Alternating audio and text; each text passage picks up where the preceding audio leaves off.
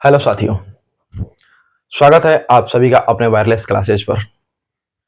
जैसा कि आप सब जान रहे होंगे बाबू कि हम लोग संकल्प बैच में मैथ क्लास के लिए बहुत ही ज्यादा समर्पित हैं। सब कुछ अपना समय और क्वालिटी बहुत ही बेहतर प्रदान आप सबको किया जा रहा है।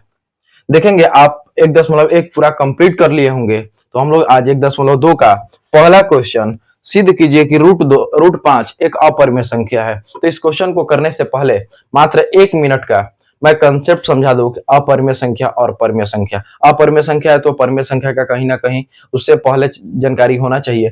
तो परिमेय संख्या वो संख्या होती है जिसे आप p बटा q के रूप में लिख सकते हैं और q is not equal to 0। और ये जो p q क्या होते हैं बाबू, ध्यान से समझिएगा जरा कि सिद्ध कीजिए कि रूट 5 एक अपरिमेय संख्या है। तो जो p q होते हैं जिसको p बटा q के रूप में लिखा जा सकता है वह परिमेय संख्या रेशनल नंबर होता है और q is not equal to 0 होता है।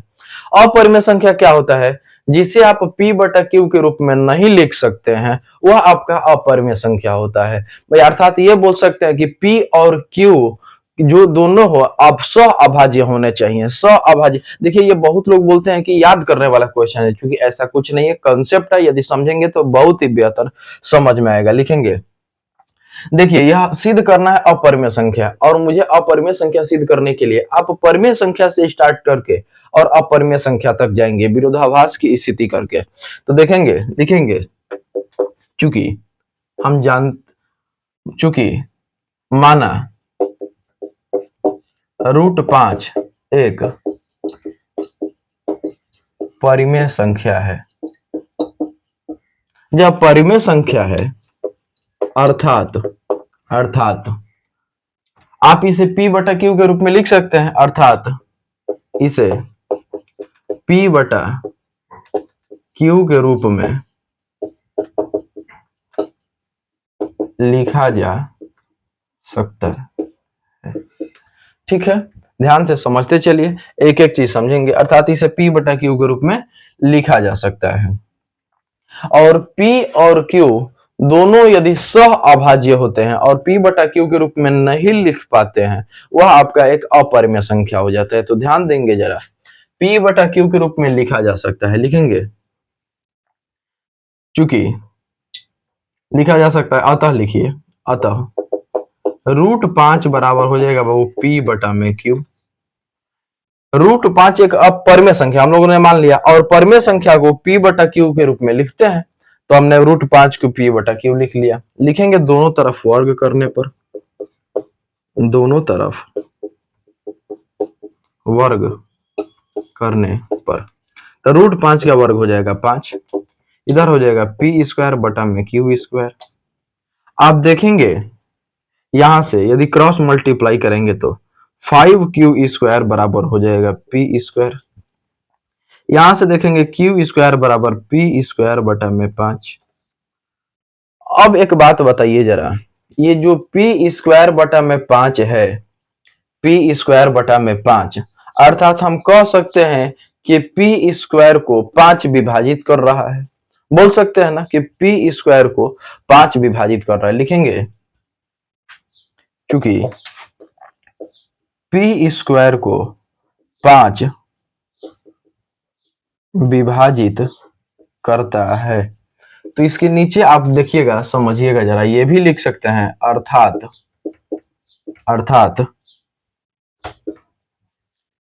p को भी 5 विभाजित करेगा। अब देखिए थोड़ा सा ध्यान से कि p स्क्वायर बटा में 5, अर्थात हम कह सकते हैं कि p स्क्वायर को 5 विभाजित कर रहा है, तो p को भी 5 विभाजित करेगा, ये ठीक है। अब लिखेंगे, माना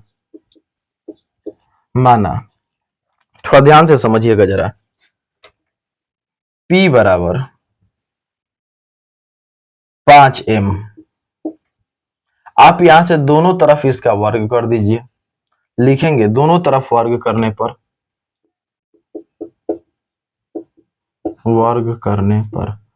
p स्क्वायर बटा में 5 के स्क्वायर 25 m स्क्वायर हो जाएगा। आप देखेंगे कि यहां से p स्क्वायर के जगह पर आज आप क्या लिख सकते हैं, 5 क्यू स्क्वायर, तो पी स्क्वायर के जगह पर 5 क्यू स्क्वायर बराबर 25 m स्क्वायर हो जाएगा। बहुत ध्यान दीजिएगा जरा, 5 से हम इसको कटा सकते हैं 5 बार में, तो अब जो बचेगा क्यू स्क्वायर बराबर 5 m स्क्वायर, या ऐसे भी लिख सकते हैं एम स्क्वायर बराबर क्यू स्क्वायर बटा में 5। कैसे क्यों लिख सकते हैं जी? क्योंकि जो 5 मल्टीप्लाई में वो आ जाएगा आपका डिवाइड में।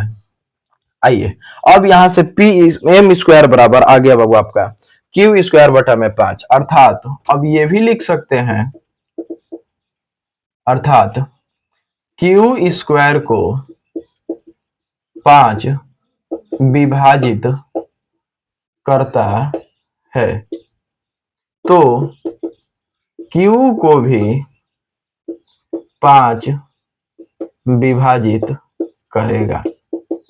अब देखिए जरा बात क्या फंस रही है बाबू। अपरिमेय संख्या सिद्ध करने के लिए P और Q दोनों संख्या सहअभाज्य होने चाहिए। सहअभाज्य का मतलब कि दोनों में कॉमन कुछ नहीं होना चाहिए, दोनों में कोई उभयनिष्ठ गुणनखंड नहीं होना चाहिए। और आप देख रहे हैं कि यहां पर P को 5 विभाजित करेगा और Q को भी 5 विभाजित करेगा, तो P और Q जो दो संख्या लिए हैं P बटा Q के रूप में लिख सकते हैं, तो P और Q को दोनों 5 से विभाजित हो जा रहा है। जब दोनों 5 से विभाजित हो जा रहा है तो क्या ये परिमेय संख्या होगा? ध्यान से देखने की बात है मैं क्या बोल रहा हूं, क्योंकि P तथा Q के उभयनिष्ठ गुणनखंड 5 प्राप्त हो रहा है। और आपको तो P और Q सहअभाज्य है, इनमें कोई भी उभयनिष्ठ गुणनखंड नहीं होना चाहिए, अर्थात हमारा मानना मतलब हम जो माने थे वह गलत है। विरोधाभास की स्थिति उत्पन्न हो गई, हमारा मानना गलत है, हम जो माने थे वो गलत है। तो क्या गलत है? परिमेय संख्या ना, अर्थात यह कैसी संख्या है? अपरिमेय संख्या। अतः लिखेंगे, अतः √5 एक अपरिमेय संख्या है। यह क्वेश्चन बहुत ही इंपॉर्टेंट है बाबू, थोड़ा सा एक दो क्वेश्चन का आप लोग भी प्रैक्टिस कर लीजिएगा, आप लोग भी लिखना सीख जाएंगे। ध्यान से देख लीजिए, स्क्रीनशॉट ले लीजिए, हट जा रहे हैं पूरा नोट कर लीजिए, जहां भी जिसको ना समझ में आए फिर एक बार कमेंट बॉक्स में कीजिएगा, फिर आपको एक बार यह क्वेश्चन दोबारा समझा देंगे। धन्यवाद, मिलते हैं अगले क्वेश्चन के साथ।